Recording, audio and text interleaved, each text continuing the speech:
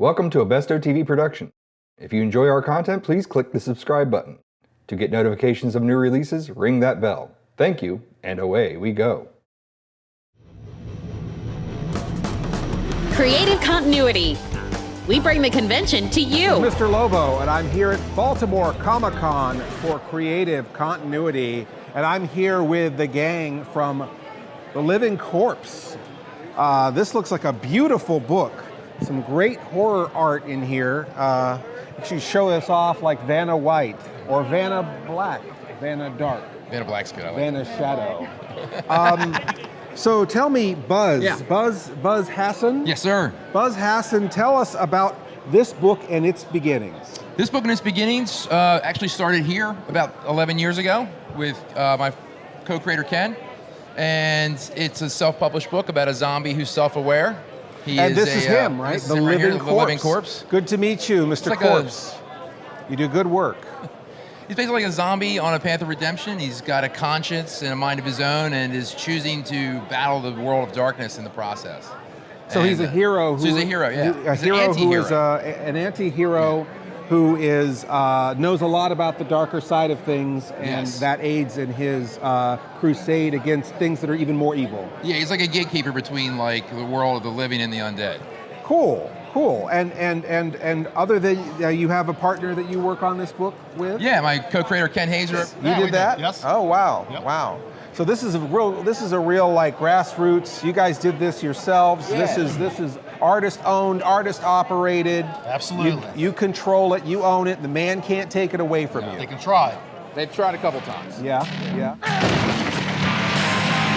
Why did I come back to life? Here's where the purpose, your purpose, will become clear.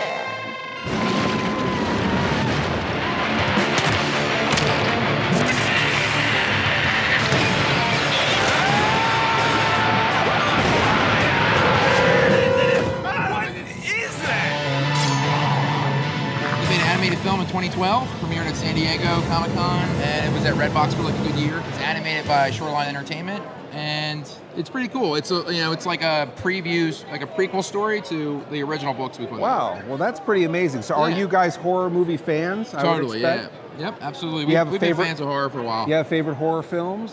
I like a lot of them. I like Dusk Till Dawn. I like Night of the Creeps, Return of the Living Dead. Love Night of the Creeps. Return of the Living Dead. You guys are talking my language. Yeah. Return of the Living Absolutely, Dead's big yeah. inspiration on us. Which is great because there's a lot of dark humor in it. Yeah, comedy and horror. Is there humor in the Totally. Living Corpse? It's mostly humor. Oh, excellent! I'm glad to hear Most that. of it's intentional. See, it's great to have that balance because if it's just horror, at a certain point it's a baseline and Yeah. There's nothing new. There's nothing new. You gotta have peaks and valleys and keep the story moving. And I think that the tension and then the release of having the horror and the humor and the humor and the horror It balances it out so it's not too serious. keeps it fresh, Yeah. keeps And it it's from a getting comic too book, so serious. it's supposed to be fun, Have fun, Yeah. There's a great tradition of horror in comic books. Did you Totally, guys yeah. ever read the old Tales from the Crypt? Yeah, And, we grew up on all the and, reprint stuff all for the that. reprints of EC. And even the 80s stuff, there's a lot of like Dead World and other zombie comics from the 80s that were really the Creep good. Show. I had the Creep Show. Creep Show too, yeah. The Creep Show, of course, there's the movie, but Bernie Wrightson did that did the comic, amazing yeah. They just put it out again, too. anthology, It's and I remember buying that at the grocery store and just being hypnotized by that Yeah, art. I would say that stuff is like some of the main influences to our stuff. We're just trying to do like our version of that in a way.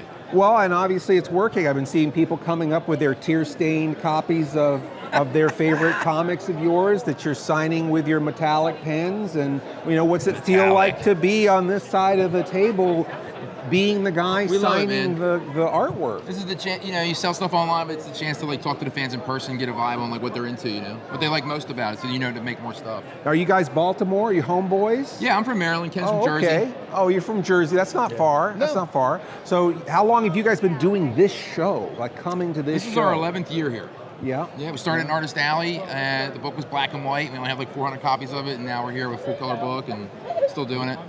That's amazing. Too stupid to quit. That's amazing. You guys are doing something fresh and different, and when people come to a show like this, they're not thinking fresh or different. A lot of times they've got tunnel vision. They want to get their G.I. Joe or their Star Wars, and they've got that. That's it, yeah. That's it. They've got those blinders on. We've met a lot of fans So that it must be hard to cut through. Yeah. they're looking at everything, and they make a couple laps. And so eventually they stumble on your stuff, and then you just connect with them there. And they either like it or they don't. But a lot of them, they enjoy it.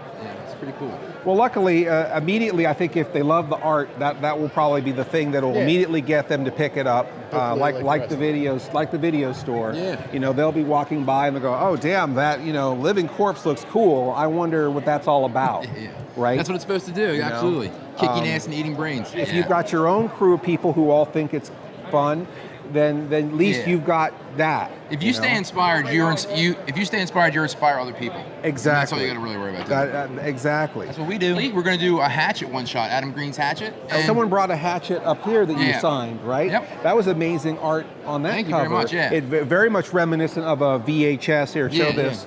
Very much reminiscent of a VHS movie cover. Yeah, that's what we're inspired by. That anything from that Basil Go-Go's to that like 80s painted cover stuff. It's a very important part of pop culture. All the way back. They sell a movie with the cover. They did the movie. It was all about that art. I mean, in the video store, you had this and you had this, and between this and this. You made every decision about what you were going to see. No one was on the internet telling you it was terrible. It was all you, It was all on you. And I think there is some of that direct connection when someone can really find something for themselves. That's a real deep connection. They can tell it's not like just pumped out, manufactured because of what's popular or trendy. They see the heart behind like all the time spent on the product, on the character of the book, the setup, everything. I noticed some things in here. I saw Toxic Avenger we love that in stuff, there, and I saw Evil Dead, and so all your influences are all we just on do your sleeve. we do what we're fans of. That way it stays true. Now, who did the Sharknado stuff? That was us too. That was you. Now, was that official? It was like a ploy to work with the Asylum. We showed them our comic style stuff. They really dug it a lot, so they brought us on to do a comic for a movie they did called Jailbait, and then that went right into us pitching a movie we did called Little Dead Rotting Hood. Little Dead Rotting Hood, which is on Netflix now. Actually. On Netflix. Somebody got killed down by the river, by the old wolf lady's place. Sheriff, what's going on, man? I need you to get a hold of Samantha right now. This is the only way. I've never seen a wolf attack like this. Got a call from that Danny kid. Said he can't find his girlfriend anywhere. What if something bad happened to him? Little Dead Rotting Hood. Wow. And we might be doing a sequel to it. Excellent. Now they don't have this in the red box. Nope, they don't. No. But I would love it on VHS someday. Maybe a VHS release. you guys could paint up a retro cover. Yeah. Have all the little cracks on the spine and everything, and the stickers. 2-day rental. It's a cool character. It's basically like there you go. There's our VHS. Oh, okay. You guys are way ahead of us on this. There's the sticker. That's a documentary that we were in. We did like a short documentary on how we basically make our comic book.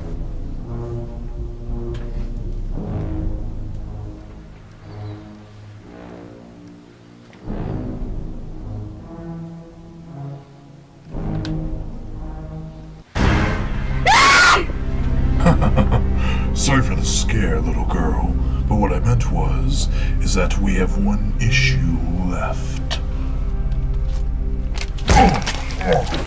Rich. Thanks, asshole.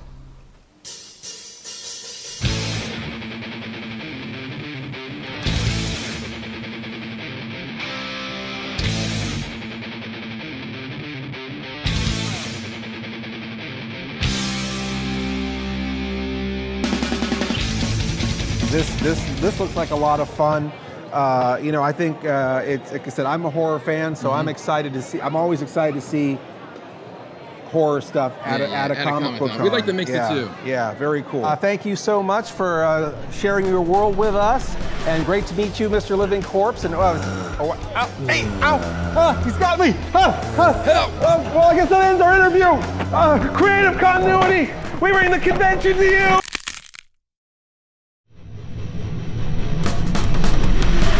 Watch Creative Continuity, Costunes, Con Rewind, Mr. Lobo Does, and more on this channel.